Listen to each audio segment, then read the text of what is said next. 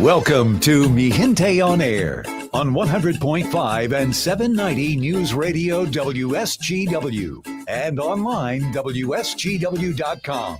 Now, here is your host, Larry Rodarte.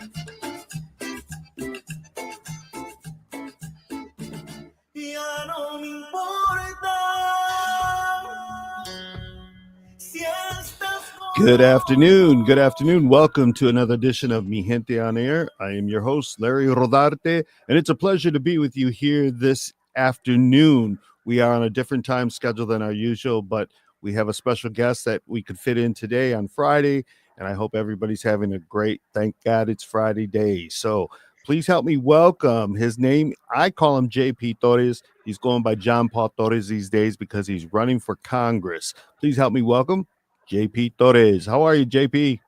Hey, good to be here, Larry. John and I have been friends for many years, probably almost 30 years now. He hails from the Pontiac area, Pontiac district, and he's got quite a story in regards to how his family came over here and why he's running for Congress. And I wanted to bring him on the show today. He's running for the 11th district, and tell us a little bit, John, about your background. And I've seen the piece, your video, which was very good. I was trying to get my producer to show that here on the show today. But let's hear from you about your background. Yeah, thanks, Larry. I appreciate it. Yeah, we've known each other a long time, 30 years, since back when I was just out of college. But I'm excited. I'm running for Congress in the 11th Congressional District here in Michigan. So it's an open seat. Haley Stevens is the current congressperson who's running for the United States Senate. There's several people who are getting in the race. It's a pretty solidly Democratic district. So that I'm a Democrat running, and I represent about 100,000 people in the district already. So I serve on the Waterford School Board, have for the past 10 years. Yeah. And it encompasses about 4 cities in the district. Waterford, large piece of White Lake, all of Lake Angeles, and a little piece of West Bloomfield. But I'm excited to jump in, and there's a lot of issues that are at the forefront right now in this country that have profoundly struck me. One being immigration, right?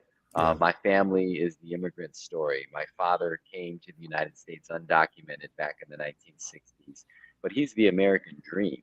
He went on to become a United States citizen, served in the United States Army. He marched with Dr. King. He's a part of American history. And he raised all of us, me and my 2 older brothers, to be proud Americans. So what I'm seeing right now in today's day and age with the issue on immigration and the attacks and raids on people of color and immigrants and Latinos, it hits close to home. So that's one of the motivating factors. And 2, education is at the forefront right now. With serving on a school board, seeing that all the things that have happened over the years and the evolution of how education has come under attack. Nowadays, when I was a kid, people used to say, listen to your teacher, and now it seems like there's a culture of let's disrespect the teacher, let's disrespect the school system. Not that you can't argue with or even challenge, the schools, but it's more that, we have to get back to a level playing field where people can actually agree to disagree. I mean, we don't see that as much as I'd like to see in the schools, and the attacks by the federal government right now on education. We're not being fully funded at the federal level when it comes to what we call the education money for children with special needs. So IDEA funding, Individuals with Disabilities Act money. We're not fully funded there. I would love to bring that at the federal level, increase those amounts back to my district. And then additionally, COVID.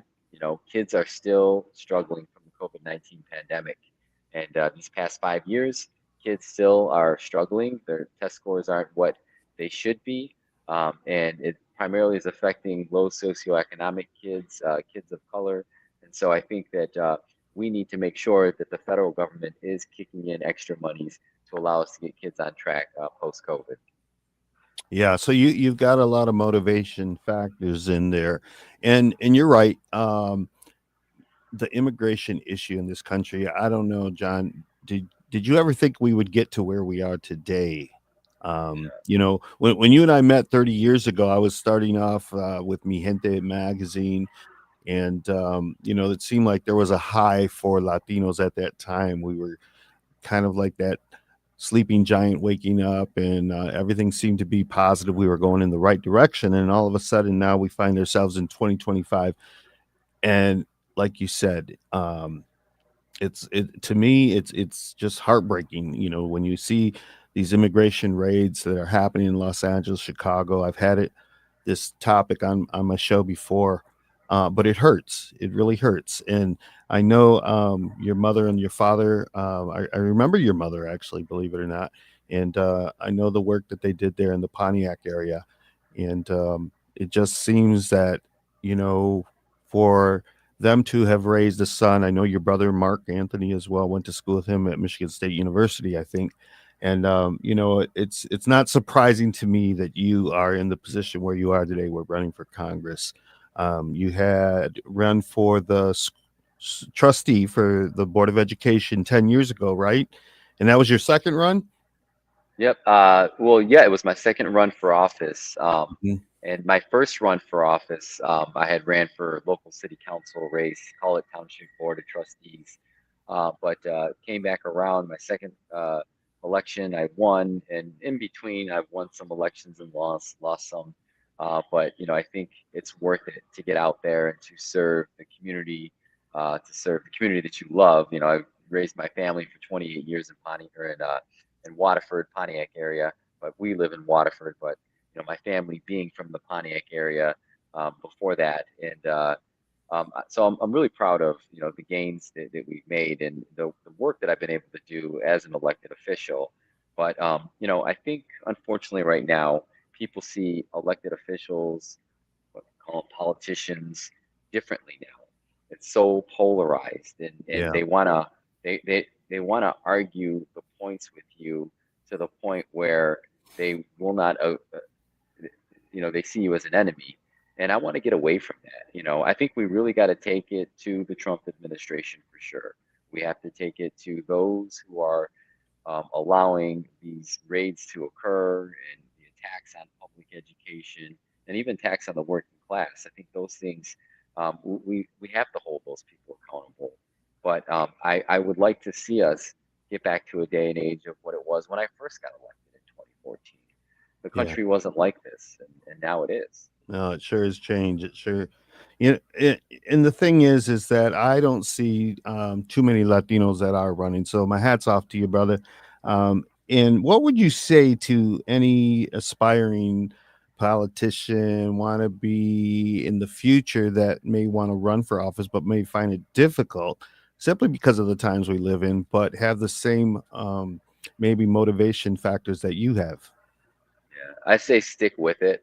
And that's anybody who runs for office. Yeah. You see a lot of people run one time and they lose and you never see them again. It often takes two or three times to win.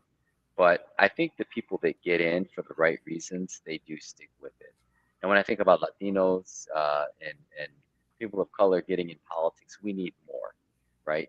Yeah. One of the things that I do is I serve on the board of directors for NALEO, which is the National Association of Latino Elected Appointed Officials.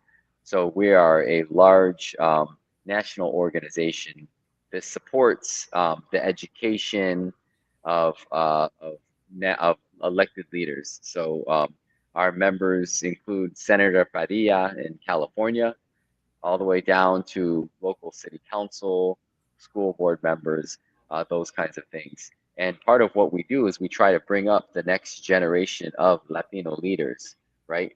And for me, it came full circle because right around the time when I met you, I had just came back from working on Capitol Hill.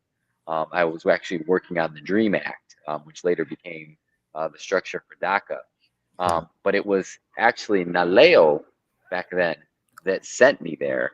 I was a senior in college. I applied for this scholarship to work on Capitol Hill, and I was one of 10 people in the country that got the opportunity to go and through Naleo and work on Capitol Hill. So when I became an elected official, I knew what I wanted to do was to help other Latinos who are in elected office, and we're a nonpartisan group. You know, where there's it's Hmm. mostly Democrats, but you know, there's probably a quarter of the group is Republican as well, and you know, and then probably about 10% or so that are nonpartisan, you know, or independent. But what we focus on is bringing up the more Latinos and getting them to uh, help them get to the, the the professionalism and the professional education, I guess I should say, um, to allow them to excel and exceed in their positions that they have. And I've been very grateful to Naleo, and that's why I decided about 3 years ago I joined their board of directors because you know, I really wanted to focus on helping other Latinos get elected, whether they be younger, older, somebody who's just interested, but so we have that representation at the table. Yeah. Well, that it's so important, and again, my hats off to you for as long as you've been involved. I you know, we keep going back to 30 years ago. Do you remember the time when I took pictures of you in Pontiac for the magazine? I can't remember what it was for, but you were really young. I think your oldest daughter was maybe 3 or 4. It's been quite a while. So, do you remember that time? I do. I remember that. I remember that day as actually, because I remember rushing out of work and you were like, "I'm gonna meet you here," Yeah. and trying to get over there. And I do remember it, and I remember getting a full got a full picture of me, and it was like a full magazine Yeah. sheet. And I remember a lot of people coming up to me and were like, "Oh, we're so proud of you, mijo. You know, oh, look at you. You're at Mi Gente, and you know, and this and that." But that was one of the things that I think really pushed me to realize that, you know, uh, it the leadership, right? It's not just about you, it's about others.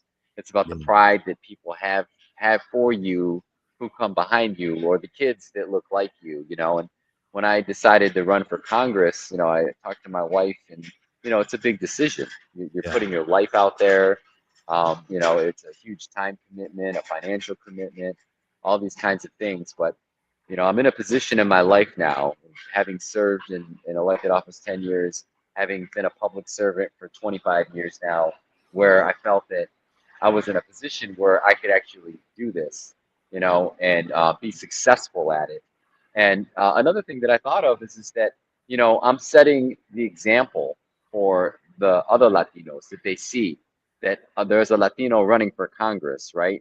And that, you know, I'm the only Latino right now running at the federal level for anything in Michigan.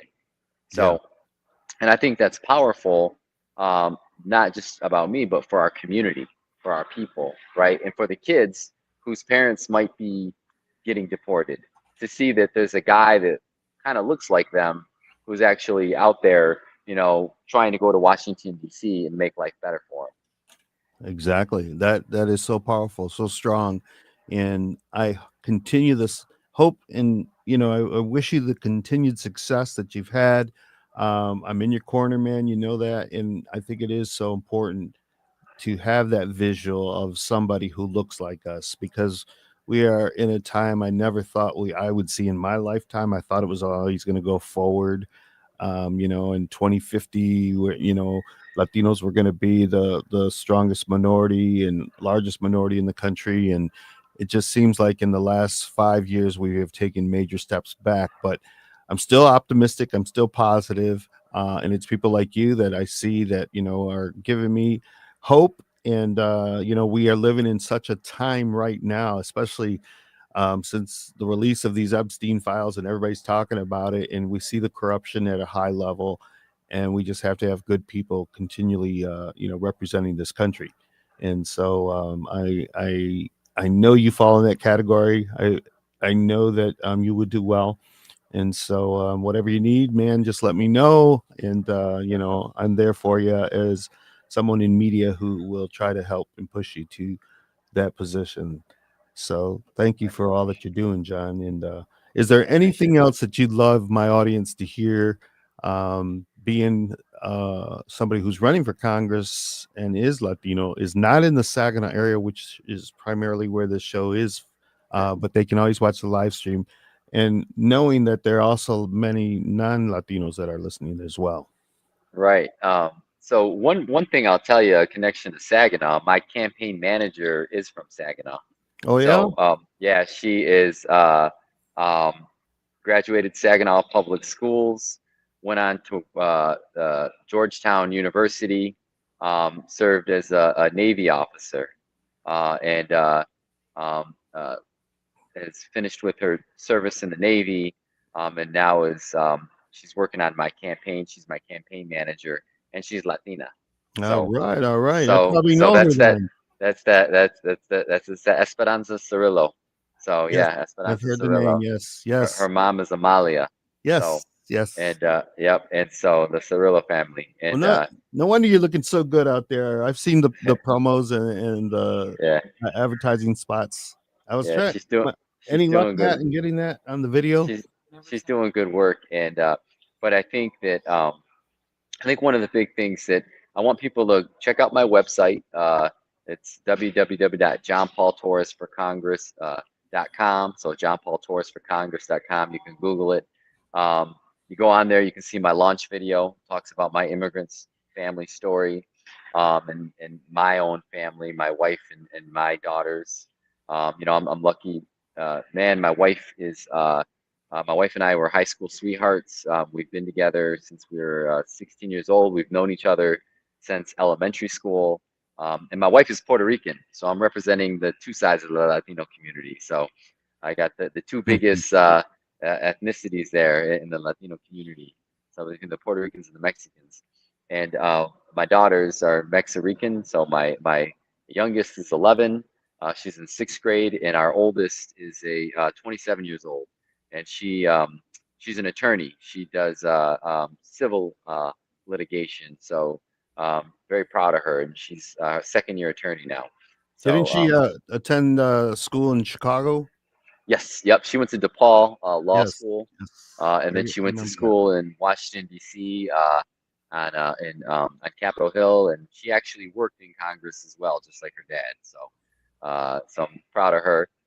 But so my family is rich in the Pontiac, Waterford area, um, and I'm proud of the work that we're doing. It's going to take a lot of work, so I would encourage people. Saginaw is not that far away from us. It's about an Yeah. hour and 10, hour and 15 minutes. Um, you can come down, check us out. You want to help with the campaign, come on down. We'll get you, we'll make your day, a day where you can really get and see some really good things. And we go to our website, donations. It takes a lot of money to run for Congress. You can click on the little donate button and donate to the campaign. And we are actually going to be having a fundraiser coming up. Our kickoff fundraiser is going to be December 10th. So December 10th in Waterford Township on Dixie Highway. So it's 4724 Dixie Highway from 6 to 7:30. We have a great host committee that's helping, and we are kicking off the fundraiser then. It's going to be a long race. The election will not be until August of next August year. 4th. Yeah. Yep, August 4th, and then in November will be the general election. But and it's going to be a crowded field. There's a lot of people running, but I have a lot of name recognition from my years of service and the good that I feel that I've done in the community, and we represent about 100,000 people already in the district. So we're feeling good about our shot at this, and we know that we can implement the change that we want to see in the world, right? The positive change, and it takes people to step up, and I'm looking to do that. Yeah, yeah. I wanted to ask you, we talked a little bit about the immigration issue and the crackdowns and all that. Pontiac is has a large immigrant community. Have you seen that within the schools or locally where ICE agents have been around? Yeah, we're seeing it. We're seeing it all over Pontiac and in Waterford. Waterford has about I'd say about a 11% Latino population. Pontiac has probably closer to about a 20-25% Latino population. And we're seeing a lot of ICE raids in Pontiac. Wow. We have a great group of organizers in the Pontiac area. I'm part of it as a group. that we're vigilant about going to local city councils all around Oakland County, which is the county that Pontiac and Waterford is in, and we're trying to get resolutions passed to keep ICE out. We're trying to make sure these 287G agreements that the police can get in with the federal government aren't happening. Where people are showing up. There's a task force that goes out when they hear that there's a raid happening or somebody's being detained, where they'll go out with the camera just to record it, to keep Right. footage of it, to make sure that everything's up to par, and the questions are, if there's any questions that we can try to get them answered, and even help with translation. But there's a lot of people that are in fear right now in where we're at. And I can tell you this, as being on the school board, one of my honors is that I get to oversee with my fellow school board members the graduations every year. And we have three high schools in our district, and uh, we have a very diverse population, and we have a strong Latino population. And I tell you, every year, when they come through, we start to, we can see that diversity. But one of the things that's happened this year was I started to get phone calls from parents asking me, should we go? Do you think Yeah. ICE will be there? And some kids that did not want to walk because they were in fear of Oh, we lost them for a minute there. being detained. So we have a very great school district that is extremely um, you know sympathetic to it, and I think a lot of the schools are, which is great. But there's only so much we can do at a school district level to protect the kids and the families. So we have to continue to push the government and hold the Trump administration accountable when they don't honor people's due process, Yeah. right? And Right. that's one of the things that you have to do as a community leader and as an elected leader in your community, is to make sure that those other powers that are coming in are not violating anybody's rights. So we're seeing it, but we're being vigilant about taking it on as well. All right. All right. Well, everybody, John Paul Torres, he's from the Waterford area, Pontiac. I just want to thank you, John, for being with me here today. I know you're very busy and you have to leave us now, but I'm in your corner, man. And, Appreciate it. anything you need from me, let me know. And good luck to you and all that you're pursuing for your congressional seat. Thank you so much. All right. Thank you. Thank you. Take care. Take care. Take All right. care. All right. And we'll be back here on Mi Gente on Air.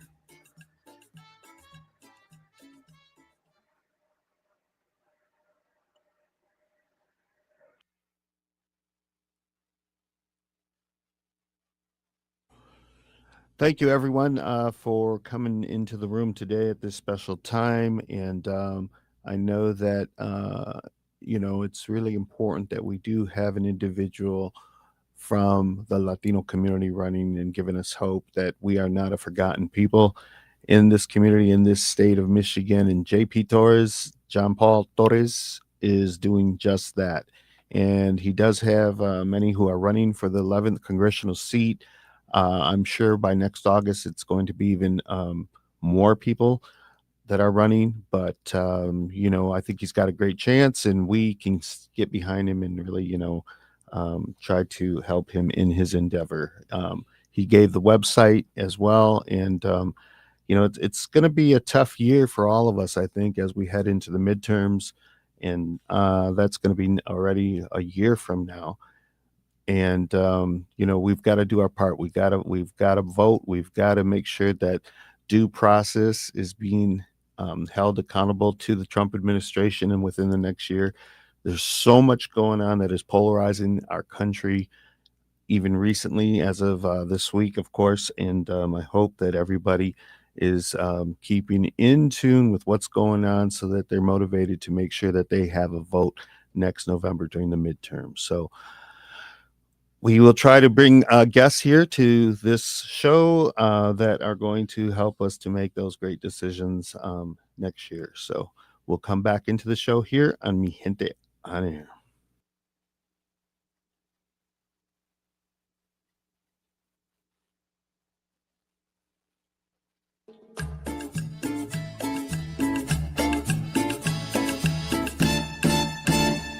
This is Mi Gente on Air on WSGW. Welcome back, everybody, to Mi Gente on Air. It is a pleasure to be with you here today. This weekend, we are already in mid-November. Can you believe it? And I want to bring something attention. First of all, I want to thank John Paul Torres from Waterford, Pontiac area for being on the show today and giving us that visual that as a Latino that he's running for Congress. I think that it's really important that we bring him to shows like this and we are at the table talking about that. But I want to mention that today is November the 14th. When we're taping this show, it's Friday. And tomorrow, believe it or not, is the 5th year anniversary of Mi Gente on Air. 5 years I've been at this seat talking and bringing all kinds of guests to the table here because we have to have that voice. And I remember when the higher ups at WSGW asked me to be a talk show host here on Mi Gente on Air. It wasn't called Mi Gente on Air at the time. We didn't know what we were going to call it, but they tied it into the magazine, and it has been that soundboard from a different lens for many of those that are here on WSGW. And so I want to say happy anniversary to Mi Gente on Air. It is my show, but it's everybody's show here, Mi Gente, my people. And we have guests and we have audiences from around the nation, believe it or not. And I thank you for the support all these years, 5 years. I can't believe it. It's gone by so fast. And I hope that we will continue to have the voice that we do here on this show. And so if anybody has any ideas in terms of who to suggest being a guest or a topic that you may want to know about a little bit, I'm open because after 5 years of doing this show, we have gone through the gamut of many of the different topics and guests locally. We have gone nationally as well, and we have had the opportunity to also interview individuals, whether they be in the music industry or in film, in Hollywood, or in the Tejano royalty, like I like to call them. We've been fortunate. I've been very fortunate to have this voice, and so I'm glad that you all have been on this ride with me as we continue on. So thank you, everybody, again. Mi Gente is 5 years old, believe it or not. What do you think, Mr. Matthew Lester, my producer, because you have been here with me now over a year doing this show and all, and I thank you for your expertise and professionalism. What do you think about Mi Gente celebrating 5 years? Hey, I think it's great. You guys always do a wonderful job. The information you bring to the table every week is always very good from the different organizations and the different talents from the artists and musicians and just everything you do. And you've learned quite a bit, Oh, right? yeah. Oh, yeah. Yeah. Well, one of the things that I'm very proud to say is that this organization here that I'm associated with, the Unión Cívica Mexicana, and many of you have heard me talk about this organization because it is the oldest civic organization for Latinos in the Great Lakes Bay region. They're celebrating 80 years. And what a year it's been. It's been a year where we have celebrated from the founders that we have had in 1945, the 11 men who came together to fight civil rights in the community, to the Civica All-Stars in 2025. 80 years. We're going to be celebrating with a celebration, a dance, a dinner on November 29th at the Union Civica Hall at 2715 Wadsworth. I want to encourage everybody to buy their tickets. We've got some great entertainment.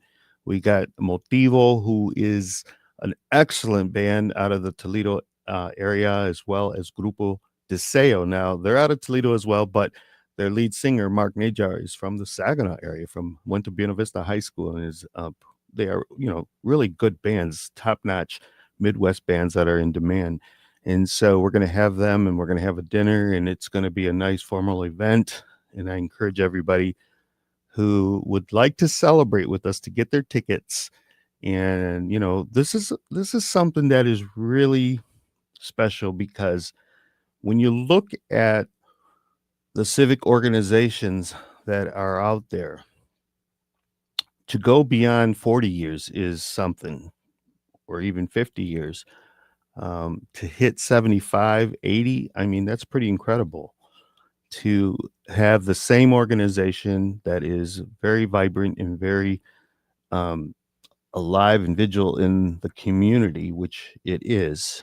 They put on many of the signature events that we celebrate, from, Cinco de Mayo, which, is a huge celebration in the city of Saginaw, not just for Latinos, but also, it has they put on the tamale taste off, and the Dia de los Muertos events. And it's just been really at the forefront of bringing um, the engagement with the community, so that which is one of the reasons why the organization was formed way back, so that our people, our young people particularly, do not forget their customs and heritage at a time when, we were told to, really assimilate into American culture, which we did. Many of us did. Many of us lost the language of Spanish, but hey, we're still here.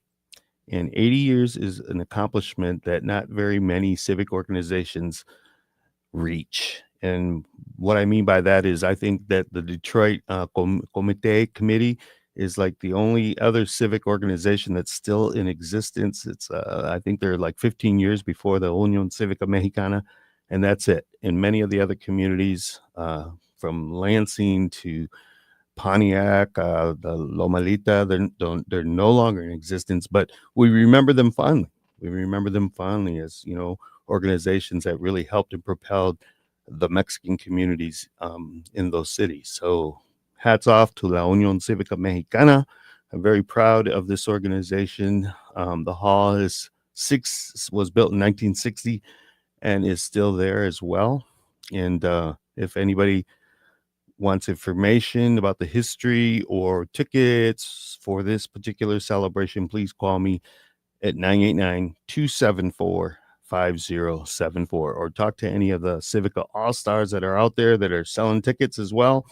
And you can also get your tickets at Vargas Tortillas on Park Street in Saginaw, where they have the taco bread over there at Vargas. So everybody, let's celebrate. And it is happening on Thanksgiving weekend, so I know there's going to be a lot of people, family members in town, and they can celebrate with us with a great dance with, like I said, two great bands, great Mexican food, and just a lot of culture and heritage that will be celebrated. And the decorating committee is really excited to decorate the hall in a fancy way. And the decorating crew from the Civica All Stars always does a great job. They're phenomenal in how they make that hall look. And I'm really excited to see what they're going to have up their sleeve for this particular event. And I hope that everybody will consider going.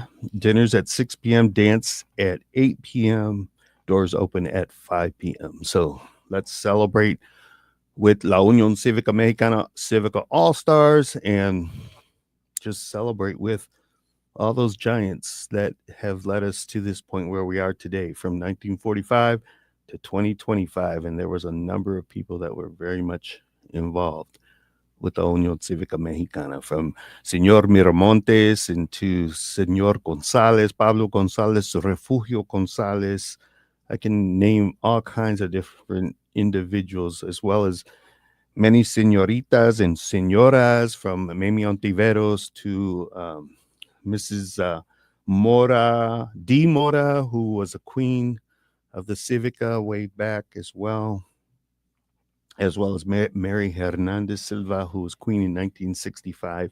There's just been such a vibrant history that we are very fortunate and blessed to have, and that we have records not only of individuals like myself who talk about it or remember, but we have the actual documentation that they kept very well back in 1945 all the way up until today. So we are very fortunate as a community to have the Unión Cívica Mexicana as a civic organization that I remember at the 50th anniversary party, one of the founding members' wives Mamie Antiveros. She said that every Latino or Mexican American in the Saginaw region has been influenced or affected, touched by the Unión Cívica Mexicana. I'm paraphrasing, but I remember her saying that, and I thought, my God, she's right. We all have.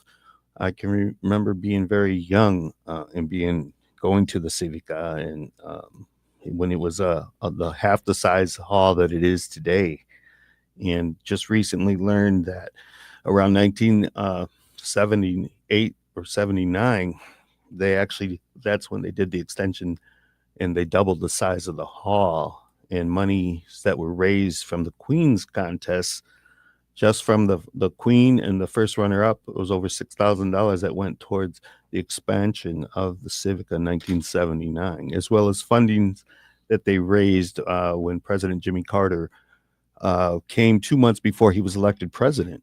And so it's quite a history there. And I hope that in the next year or so, we can do something at the Castle Museum in Saginaw to tell the story and show, a nice exhibit for the Unión Cívica Mexicana.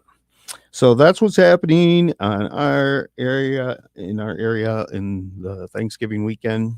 And I'm so happy to be celebrating this anniversary, and celebrating the anniversary of Mi Gente on Air, 5 years, celebrating the anniversary of Mi Gente magazine, 30 years, believe it or not. And I don't like to talk about myself. I don't like to talk about accomplishments, but you won't see a party for this, but you'll hear me talking about it here today on Mi Gente on Air. It's been a pivotal year in 2025, and that was part of the reason why I went and celebrated in the summer and took a vacation, and was so thankful that my boss here at WSGW allowed me to take that long vacation of 2 months. And it was really refreshing to come back and to, be invigorated with continuing on in the community with this program and with Mi Gente magazine. So thank you, everybody, so much. And, we are living in some really difficult times, believe it or not. I never thought that I would see this, with the release of the Epstein files and all what's happening politically. I'm just wondering why and how America got it so wrong. And I say that just because, as what's coming out is just unfallible. And it's just like crazy to me that, we have a sitting president that has been so involved with this individual, Epstein, and that the list of people that have been involved, it's just now coming out today. And, whether you're a Republican or a Democrat, it doesn't matter. This is the United States of America, and this is who we have representing us as a people. And it's just, crazy that it's gone this far for this long. I remember in 2015 when President Trump had mentioned on that escalator that Mexico doesn't send its very best. And yet, is he our very best? I know that when the elections were happening and all, people talked about, voting for the worst of two evils. And we've got to do better.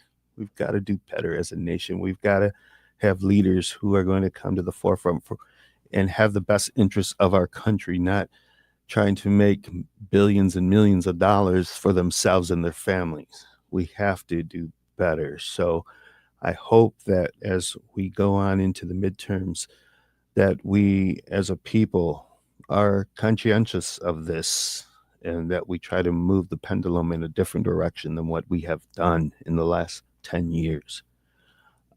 It's frightening. It's not very hopeful for our children, for our younger generation. And I think that this is my opinion again. I think that we have to turn the page at this point in time.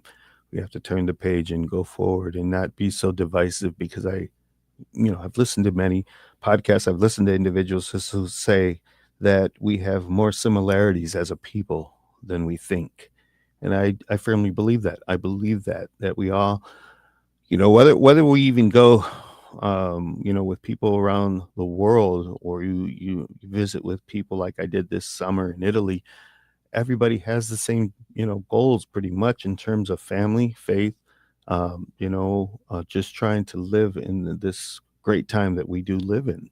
And we are blessed, in this time. And we've got to make the best of it from, you know, the crisis that we are all under. And when we look at how much anxiety has come forward because of the polarization of our country politically, times are vastly different, vastly different from even the 2016 election to the 2020 election. And now um, we're in a whole different level. And so I'm just sharing that with all of you at a time, when we're going into 2026. Believe it or not, 2026, it sounds so far ahead to me. I remember living back in the 80s and thinking the 2020s was so futuristic, and we're here. We've been here. We're already going to the 2030s. And so time just seems to be moving much faster as I get older. And I think many will agree that life is short. So we got to make the best of it. And you just never know from day to day. And, we got to give thanks that we're here every day. And whether it's whether you believe in God, or whether you believe in a higher being, or whatever you believe, we are very fortunate to be alive at this time, simply because we have every type of invention that is been at our disposal more so than 100 years ago, or what have you. And the internet has played a huge part in our daily lives now. And so we're living at a different time, but we're blessed. We are blessed as a people. And I think about this all the time, how vastly different from, the 70s and the 80s, and how different times are now. And I think most of us would agree. And we are hopeful. We are hopeful as a people. So thank you, everyone, for tuning in today with my special guest, John Paul Torres, who's running for the 11th District in Congress. And thank you for allowing me to be the host of this show, Mi Gente on Air, as we celebrate 5 years at the table here. It was a concept that WSGW asked me to be involved with, a show for Latinos with Latinos concerns and culture. And I said yes, because I felt that somebody had to do it. And we had to be at the table. And it was at a time, after George Floyd had passed away and all that mess. And we needed more diversity in the programming. So I said yes. And here we are 5 years later. And I'm very proud of the work that we've done here on Mi Gente on Air. So thank you, everybody. We'll see you next week on 100.5 FM, 790 AM, WSGW.